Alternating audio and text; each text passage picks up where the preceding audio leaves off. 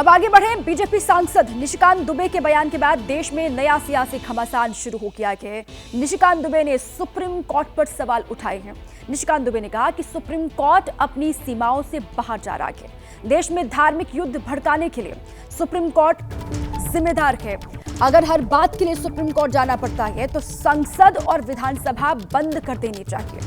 Supreme court पर निशिकांत दुबे ने सवाल उठाए और इस पर नया घमासान शुरू हो चुका है। भारत के मुख्य न्यायाधीश संजीव खन्ना इस देश में हो रहे सभी गृह युद्ध के लिए जिम्मेदार हैं, ये निशिकांत दुबे की ओर से कहा गया। निशिकांत के बयान के बाद विपक्ष हमलावर है भारतीय जनता पार्टी पर, तो बीजेपी ने निशिकांत के बयान से किनारा कर लिया है और इसे उनका निजी बयान बीजेपी की ओर से करार दे दिया गया है। तो ये उनकी ओर से जो बड़ा बयान दिया गया उस पर अब सियासी घमासान छिड़ चुका है। इस देश में धार्मिक युद्ध भड़काने के लिए केवल और केवल सुप्रीम कोर्ट जिम्मेवार है। सुप्रीम कोर्ट का एकमात्र उद्देश्य है show me the face will show you the law. Supreme court अपनी सीमा से बाहर जा रहा है। सुप्रीम कोर्ट की सीमा ये है कि भारत का संविधान जिस कानून को बनाया उस कानून की उसको व्याख्या करनी है, और यदि वो व्याख्या नहीं कर सकती है और सब कुछ के लिए सुप्रीम कोर्ट जाना है तो इस संसद का कोई मतलब नहीं है, विधानसभा का कोई मतलब नहीं है, उसको बंद कर देना चाहिए। बीजेपी के राज्यसभा सांसद हैं दिनेश शर्मा, जिन्होंने निशिकांत दुबे के बयान का समर्थन किया है। बीजेपी सांसद निशिकांत दुबे का समर्थन करते हुए नजर आ रहे दिनेश शर्मा। उन्होंने कहा कि संसद को निर्देश नहीं दे सकता कि कोर्ट। दिनेश शर्मा की ओर से कहा गया राष्ट्रपति को कोई चुनौती नहीं दे सकता। उनकी ओर से यह भी कहा गया संविधान में विधायिका और न्यायपालिका की भूमिका तय।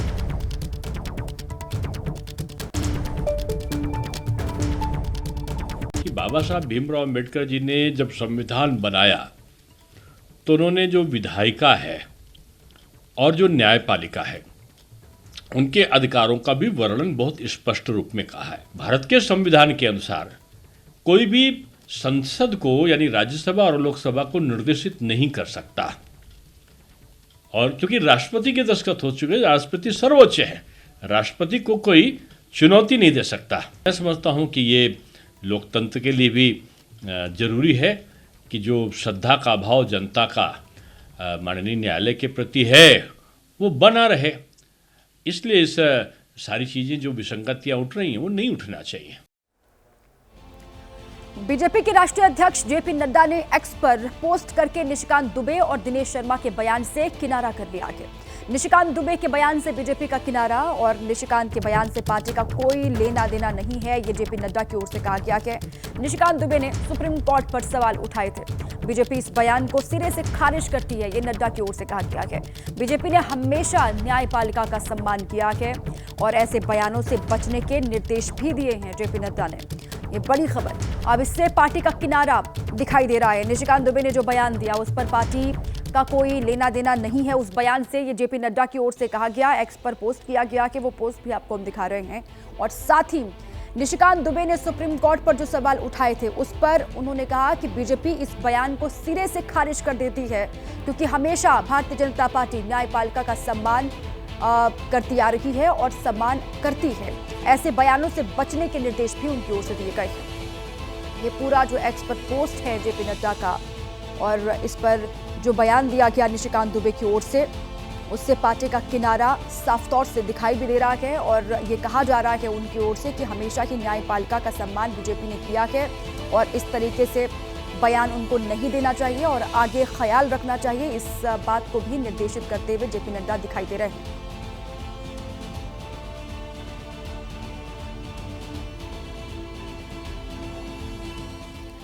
सुप्रीम कोर्ट पर निशिकांत दुबे के बयान के बाद विपक्ष ने बीजेपी के खिलाफ मोर्चा खोल दिया है। विपक्ष आरोप लगा रहा है कि बीजेपी सांसद का बयान न्यायपालिका और सुप्रीम कोर्ट को कमजोर करने की कोशिश है। अगर मेरे अजीज दोस्तों और बुजुर्गों, बीजेपी आइन पर एक फ्रॉड कर रही है और डरा रही है, रिलीजियस वार की धमकी बीजेपी दे रही है। मिस्टर मोदी, कौन रेडिकलाइज हो चुका है बताओ आप? सत्ता में आप है, आपके लोग रेडिकलाइज हो चुके हैं, इतना रेडिकलाइज हो चुके हैं कि कोर्ट को धमकी दे रहे हैं, रिलीजियस वार हो जाएंगी। मोदी जी, अगर ये धमकी देने वालों को आप नहीं रोकेंगे, देश कमजोर होगा और देश कभी भी माफ नहीं करेगा। आज सत्ता इख्तिदार आपके पास है, कल नहीं रहेगा इंशाअल्लाह ताला। इंदिरा गांधी जी प्राइम मिनिस्टर थी, प्रधानमंत्री थी, तब एक हाई कोर्ट के जज के फैसले से उनसे ये उम्मीद की जाती थी कि वे इस्तीफा दे दें। तब ये लोग कहाँ थे? तब जज का ये समर्थन करते थे हाई कोर्ट के आदेश का। अब सुप्रीम कोर्ट के आदेश से क्यों ये परेशान हो रहे हैं? निशिकांत दुबे जी क्या हैं, आप जरा बिहार के और झारखंड के लोगों से पूछ लीजिए। सुप्रीम कोर्ट ने असल मायनों में संविधान को भी बचा रहा है और लोकतंत्र को भी बचा रहा है।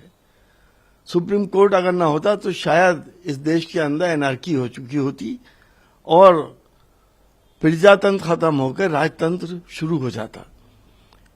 एनार्की फैलाना और धार्मिक गृहयुद्ध फैलाने के जिम्मेदार तो ये वो तमाम फासिस्ट ताकतें हैं जिन्होंने हिंदू मुसलमान करके वोट हासिल करे। जब राम मंदिर का फैसला आया था तो उस वक्त तो बड़ी तारीफें हो रही थी सुप्रीम कोर्ट की। क्या ये सुप्रीम कोर्ट को धमका रहे हैं या ब्लैकमेल कर रहे हैं? इनके खिलाफ भी मुकदमा होना चाहिए। सुप्रीम कोर्ट की ये अवमानना है। निशिकांत दुबे के बयान पर चौतरफा सवाल उठ रहे हैं। विधि विशेषज्ञों ने बयान की निंदा की है और इसे चीफ जस्टिस और सुप्रीम कोर्ट की अवमानना बताया है। ये बहुत ही इर्रिस्पॉन्सिबल स्टेटमेंट है, बहुत ही इसमें मैं कहूंगा गैर जिम्मेदार इस तरह का स्टेटमेंट है। हिंसा अगर आपको याद होगा तो सुप्रीम कोर्ट में मामला पहुंचने के पहले हो चुका था, इसलिए सुप्रीम कोर्ट के पहुंचने के बाद अगर सच पूछिए तो हिंसा कम हुई है। सुप्रीम कोर्ट ने जब थोड़ी बहुत दिखाई है, जो एंटरटेन किया है रिट को और जो भी प्रॉब्लम्स हैं उसको समझने की कोशिश की है, तो लोगों को विश्वास हो रहा है कि एक न्याय प्रणाली में हम लोगों को एक अगर हमारे खिलाफ कुछ अगर कानून गलत बन रहा है या हमारे मौलिक अधिकारों का कोई उल्लंघन हो रहा है तो सुप्रीम कोर्ट हमारे बचाव के लिए है। इसलिए हिंसा सुप्रीम कोर्ट के मामले आने के बाद से नहीं हुई है। ये बिल्कुल बहुत ही गैर जिम्मेवार स्टेटमेंट उनका है। Secularism is a basic feature of the constitution. Supreme को ये जितना कानून होता है, धर्म का ऊपर जितना विरोध आता है, इसको ठीक से डिसीजन देना सुप्रीम कोर्ट का काम है।